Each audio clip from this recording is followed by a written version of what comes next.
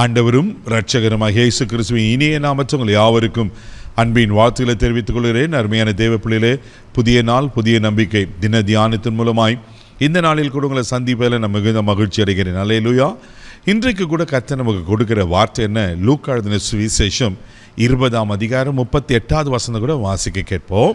அவர் மரித்தோரின் தேவனாய் இராமல் ஜீவனுள்ளோரின் தேவனாய் இருக்கிறார், எல்லாரும் அவருக்கு பிழைத்திருக்கிறார்களே என்றார். நீங்களும் நானும் ஆராதிக்கிற ஆண்டவர் எப்படிப்பட்டவர்? ஜீவனுள்ள தேவன். ஆமென். மரித்தோரின் தேவனாயிராமல். ஆமென். தேவ பிள்ளைல அவர் இன்றைக்கும் ஜீவித்து அரசாளுகிற ஜீவாதிபதியாக இருக்கிறார். இன்றைக்கும் அவர் உயிருள்ளவராக இருக்கிறார். தேவ பிள்ளைல பாருங்க, ஆண்டவர் பிதாவாகிய தேவன் இந்த உலகத்தை சிருஷ்டிக்கும் போது ஒழுங்கின்மையும் வெறுமையும் இருளாந்துச்சு உலகம். தன்னுடைய வார்த்தையினாலே சிருஷ்டிக்கிறார். வார்த்தை யாரு? இயேசு கிறிஸ்து. ஆமென். அந்த வார்த்தை ப்ரொக்ளைம் பண்ண உடனே வெளிச்சம் உண்டாக கடவுது என்ற உடனே அங்கே வார்த்தையாக இயேசு போகிறார். ஜலத்தின் மேல் ஆவியானவர் அசைவாடி கொண்டதாலாம். அப்போ ஆவியானவர் அதை கிரியை செய்து அது உருவாக்குகிறத நான் பார்க்கிறோம். அப்போ நம்முடைய பிதாவாக தேவன், குமாரனாக கிறிஸ்து, தேற்றரவர்கள் ஆவியானவர், மூவரில் ஒருவனானவர், முப்பெரும் தெய்வமானவர். தெய்வ பிள்ளையில 3 நிலையில் செயல்படுகிறத நான் பார்க்கிறோம். பிதாவாகிய தேவனுடைய சிருஷ்டிப்பு வேலை முடிஞ்சிருச்சு. ஆனால் மனுஷன் பாவம் செய்து பாவத்திலிருந்து அடிமையானப்பட்டபோது அந்த நித்திய ஆக்கினை மரணம் வந்தபோது பாருங்க, அந்த மனுஷனுக்கு ஒரு விடுதலையை, மறுபடியும் பிதாவோடு சேர்க்கிற உறவை ஏற்படுத்தும்படி இயேசு உலகத்துக்கு வந்தார். ஆமென். இயேசு மரித்தார். மரித்த மண்ணோடு மண்ணாய் போகல.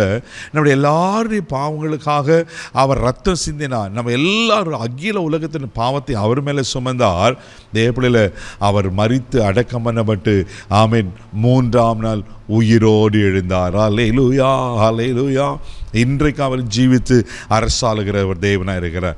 அதனால தான் ஆண்டவர் சொன்னார், நான் போய் உங்களுக்கு ஒரு வாசஸ்தலம் ஆயத்த பண்ணின பின்பு நான் வந்து உங்களை என்னிடத்தில் சேர்த்துக்கொள்வேன் என்று சொல்லி.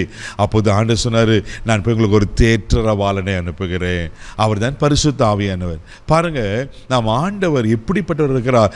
ஜீவாதிபதியாய், நித்திய பிதாவாய், ஆமென், என்றென்றைக்கும் இருக்கிறவராய், அழியாதவராய் காணப்படுகிறார். அப்போ உங்களுக்குள்ள எனக்குள்ள ஆண்டவர் வைத்திருக்க அந்த ஜீவன் விலையேற பெற்றது. தேவப்பிள்ளை ஒன்று தெரியுங்களா? இந்த உலகத்தின் வாழ்க்கையோடு நம்ம மரித்து போகிறது இல்லை. நம் வாழ்க்கை முடிந்து போகிறது இல்லை. நம் மரணத்துக்கு பிறகு ஒரு வாழ்க்கை இருக்கு. அதுதான் நம்ம அறிந்திருக்கிற நித்திய ஜீவன்.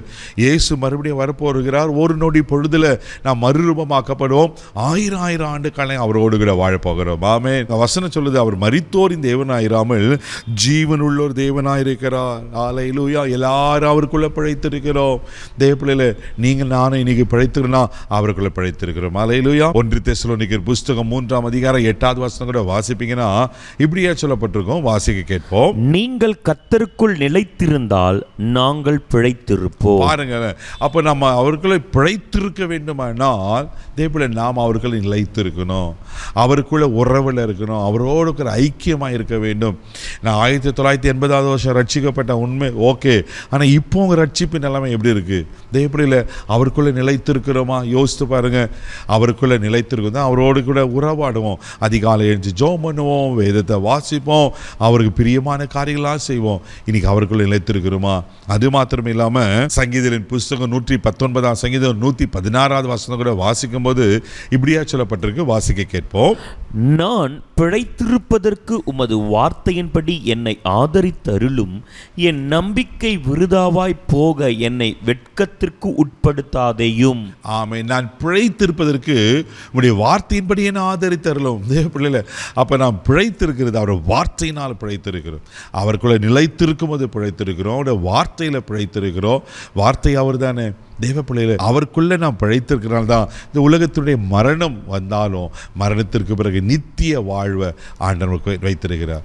அவர் எப்படி ஜீவனுள்ள தேவனாக இருக்கிறாரோ அதே போல் நம்மையும் அவர் ஜீவனுள்ளவராய் வைத்திருக்கிறார். சோர்ந்து போகாதீங்க, பயப்படாதீங்க. ஒருவேளை இந்த உலகத்தினுடைய மரணங்கள் குறித்து பயப்படாதீங்க. நித்திய வாழ்வு நமக்கு இருக்கு. அந்த நித்திய ராஜ்யத்துக்குள்ள கர்த்தர் நம்மளை நடத்துவார். கண்களை மூடி நம்ம ஜெபிக்கலாம். அன்பு தகப்பனே, உமக்கு நன்றி சொல்லி உம்மை துதிக்கிறோம், உம்மை ஸ்தோத்திரிக்கிறோம்ப்பா. ஆவியாயும் ஜீவனமாக இருக்கிற வார்த்தைக்காய் ஸ்தோத்திரம். ஆண்டவரே, நீர் மரித்தோரின் தேவனாய் இராம ஆண்டவரே ஜீவனுள்ள தேவனாக இருக்கிறபடியா இன்றைக்கு எங்களை ஜீவனோடு வைத்திருக்கிறீங்கப்பா. உமக்கு நன்றி சொல்கிறோம். நாங்களும் உமக்கு ஆண்டவரே சாட்சிகளாக இருக்க கர்த்தர் உதவி செய்வீராக. கிருபைக்கு ஒப்புக் கொடுக்கிறோம், மகிமாமாக்க செலுத்துகிறோம். நீர் ஆண்டவரே இந்த நாள் முழுவதும் கரமெடுத்து நடத்தும், பாதுகாத்தோம். இயேசுவின் மூலம் ஜெபம் கேளும் பிதாவே, ஆமென். நீங்கள் அவருக்குள் நிலைத்திருங்க, பிழைத்திருப்பீங்க. God bless you.